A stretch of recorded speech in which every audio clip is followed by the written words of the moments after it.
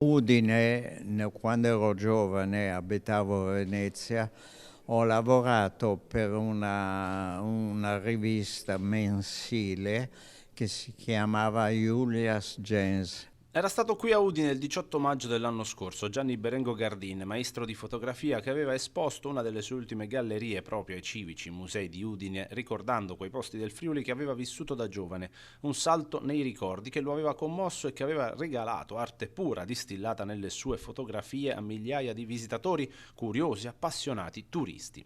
Era stata una mostra importante per il capoluogo friulano che oggi si stringe al dolore della famiglia per la scomparsa del maestro del bianco e nero a 94 anni dopo oltre 70 di carriera.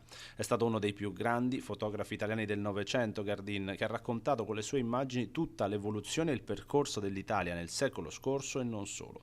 Lo ha ricordato anche il sindaco De Toni in un comunicato in cui ha espresso tutto il cordoglio per la scomparsa di Gianni Berengo Gardin, maestro della fotografia italiana e testimone instancabile della realtà del nostro paese. Una bella mostra che abbiamo realizzato in Castello e che è stata l'ultima mostra del maestro.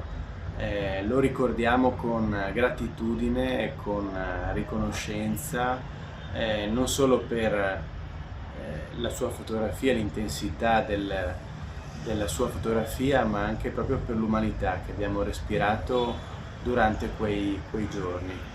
Un piacere per chi ha vissuto la mostra, ma anche per lo stesso maestro che prima della sua morte ha potuto dunque rivivere sulla sua pelle emozioni di un tempo andato.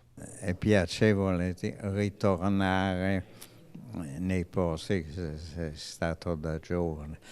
Ho conosciuto benissimo sia Udine che il Friuli, Gorizia, Spilimbergo, tutti i paesi che ho vissuto in quegli anni.